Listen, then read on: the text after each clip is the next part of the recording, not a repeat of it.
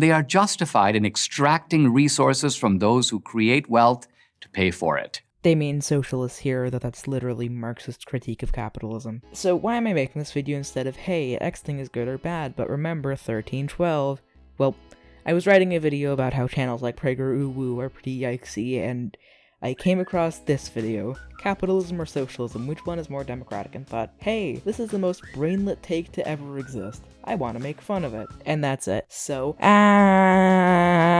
that's basically my thoughts on this video. PragerU is a fascist propaganda mill funded by petrochemical billionaires that want to claim it's a university, but it only makes videos on YouTube. They host such amazing people as Candace, Bring Back Manly Men, Owens. An immediate bad sign is that this is made by Dinesh D'Souza, the fake historian and author of such works of art as Ronald Reagan, How an Ordinary Man Became an Extraordinary Leader, and Hillary's America, The Secret of the Democratic Party. Needless to say, this man shouldn't be trusted to give directions, much less be a credible source on socialism. He also denies that the party switch happened, which is literally just objective history. Less than 10 years ago, you couldn't refer to socialism in a positive way and hope to have a career in American politics. Yeah, that fucking sucked. Even worse, DeSaucy wants to bring that back. Dinesh McCarthy D'Souza. Now it is affirmed either explicitly or implicitly by just about everyone on the left. So, if I may just say, does this man think that the Democratic Party is leftist? Yes, he does. Because what he's referring to as socialism, basic social democracy, has been the entry level for the left for a while now. And amazingly, given socialism's record of failure, the socialists seem to be gaining ground. We actually aren't. He's using socialist to refer to anything from Bernie Sanders to Karl Marx, so yes, social democrats are gaining ground because they are, good. If one wants to talk about socialism's record, they have to look at the modern day too. And surprisingly, it's working out well. The Soviet Union, Cuba, China, etc. were and are not socialist. They were what leftists call state capitalist. They preserved the relationship between owner and worker, but changed the owner to the state. Socialism would be a system through which the workers own the means of production. The means of production are the things used to work. The pencil an artist uses to draw, the microphone I use to record these videos, the company they work at will be owned by the workers in a socialist system. The modern example of this is worker cooperatives. A worker co-op, such as Just Coffee or the Mondragon Corporation, is a company owned by everyone who works there. There can still be managers, but usually these managers are elected by the workers rather than the dictatorial way we do it now. These types of businesses are much more likely to survive their first 5 years than traditional capitalist companies, meaning that socialism, in reality, is more effective than capitalism. The workers are more invested in the companies as they are part owners. Socialism, according to its proponents, is more democratic and therefore more moral than capitalism. Leftist filmmaker Michael Moore explains it for us. Democratic socialism means everyone has a seat at the table and everybody gets a slice of the pie. The famed socialist writer Irving Howe wrote something similar in his 1982 autobiography. We believe that the democracy in our political life should also be extended deeply into economic life. The basic idea here is that socialism is vindicated through its roots in popular consent. It is. The idea of a workplace democracy owned by the workers is obviously more democratic. If a majority of people working through their elected representatives declare something to be a public entitlement, say free college or free healthcare, then they are justified in extracting resources from those who create wealth to pay for it. For one, that's democracy. I'm sorry. And second of all, that's literally Marxist theory of surplus value extraction under capitalism, but used to argue against socialism. Surplus value is that extra bit of money that's added to the price tag of a commodity that some believe comes out of nowhere. This value is added by the laborer and not fully paid back to the laborer, as that would not be profitable. The surplus value is the bit not paid to the laborer. The surplus value is the profit. As Nathan Robinson argues in his book, Why You Should Be a Socialist, the moral imperative is to place the economy under the control of the people. Sounds good, at least superficially, until you dig a bit below the surface. First, what direct control do the people really have over any government institution? He just listened to the definition of socialism and then was like, but the government... Socialism is when the government does stuff. Is this man an ANCAP? Does he believe that socialism, rather than being the collective worker ownership of the means of production, is when government institutions exist?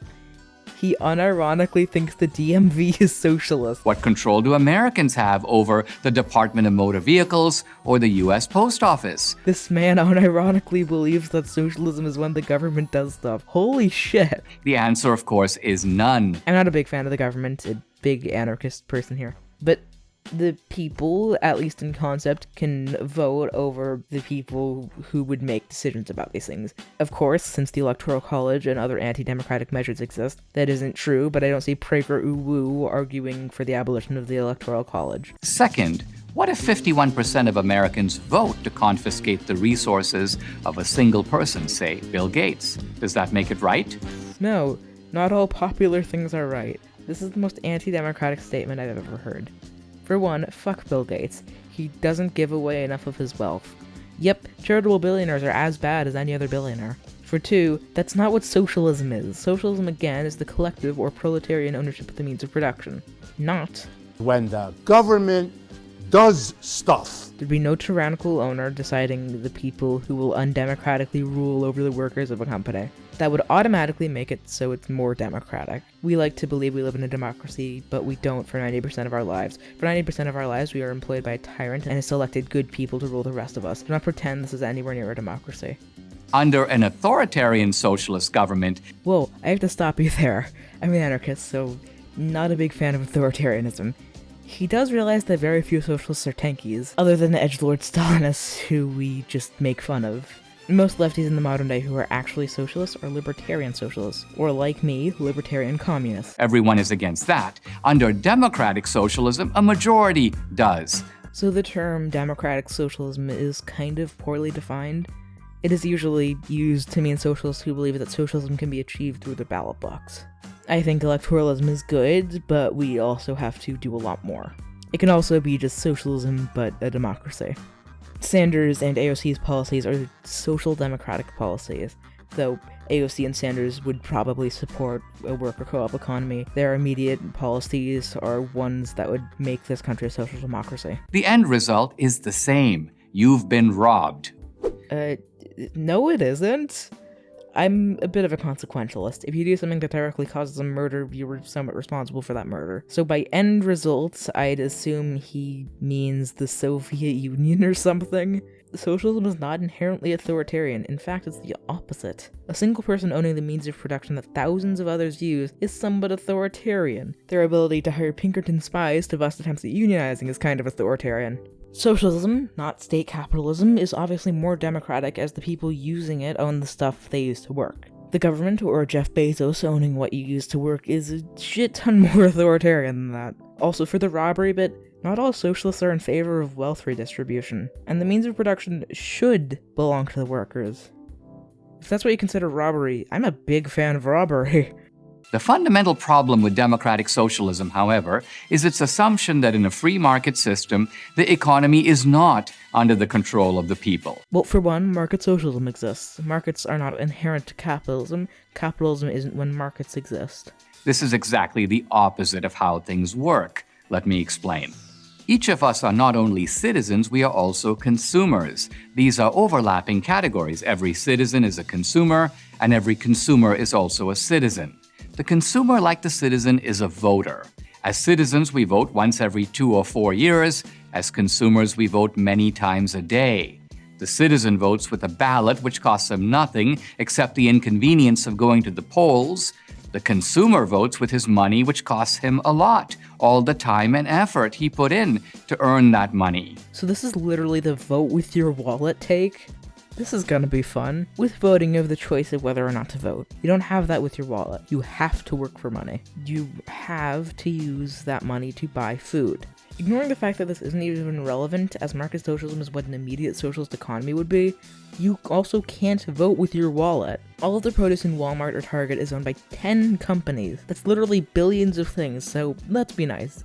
Assuming we divide 1 billion, lowball estimate, by 100 for presidential candidates and divide that number by 10 for the number of parties/companies, that would be 1 million people running for president under each party with 10 million people in total running. That's fucking absurd. I'd argue that a democracy would kind of have to have it so there aren't like 50 gazillion options, because you have to be able to actually research each candidate. Here we see the secret of how those billionaires like Jeff Bezos got so rich. We made them rich. The inequality that socialists complain about is the result of popular mandate. Want fewer billionaires? Stop buying their stuff. Free markets work not through greed or exploitation, but by satisfying our wants. You're ignoring one thing: inelastic demand. Nothing about the product changes, but its price. We have many monopolies. Those 10 companies I was talking about earlier, for example. Now, let's say 4 of these 10 specialize in selling water. They own all of the land in a poor area and all of the land with the water. So these 4 companies have a monopoly on water. You or anyone else can't challenge their ownership of water since they already own it. These companies just want a profit. You need their product. They have all of the product. They can change the price to whatever they want. Now they, like Wi-Fi companies, divide the land out between the 4. In one section of this country is one company, in another is another.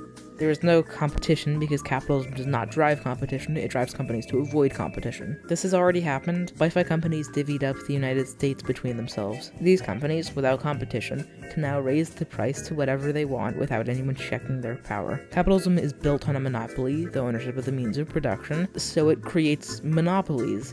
This is why people are dying of dehydration, despite the fact that we obviously have a bit of an excess of water. No one wrote Steve Jobs asking him to make a phone that took pictures, allowed people to text messages, and listen to music. Yeah, no. BlackBerry had already done that using technology discovered through state-sponsored inventing. A bit of a wrench in that there. He conceived it and built it before we knew we couldn't live without it. Once again, he didn't conceive it, and it was built with technology made by the big bad government. Market economies involve a level of popular participation and democratic consent that politics can only envy. Is it democracy to have to participate in an economy at the threat of death? And why can politics only envy it? Direct democracy would work pretty well as a system of governing as far as I can tell. We don't need to extend democracy from the political to the economic sphere. We already have it. Democracy for who? Democracy for those who have to buy water from one company that controls the price of itself? This is from a channel that opposes all regulations on capitalism, so I will criticize them as if their ideal world existed now. I would argue that bosses being elected rather than being tyrannical seems a lot more democratic than what you're offering. They repeat the exact same bullshit for a minute and then they end the video after saying the same thing over and over again, over and over again, over and over again. Wow, that was a lot of bullshit.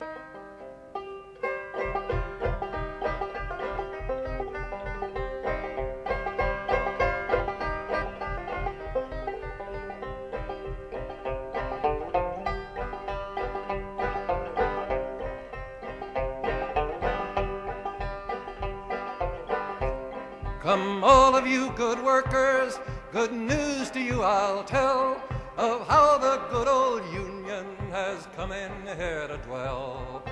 Which side are you on, boys? Which side are you on? Which side are you on, boys? Which side are you on?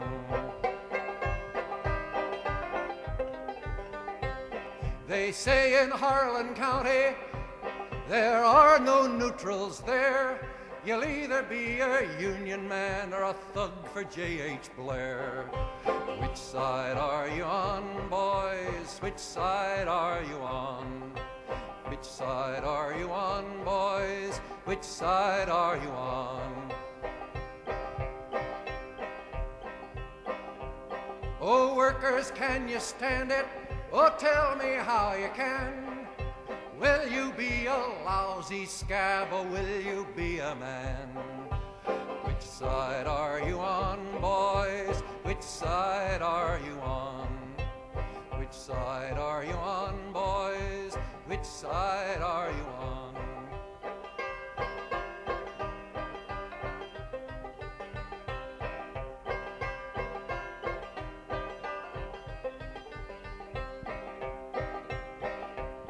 Don't listen to the bosses, don't listen to their lies.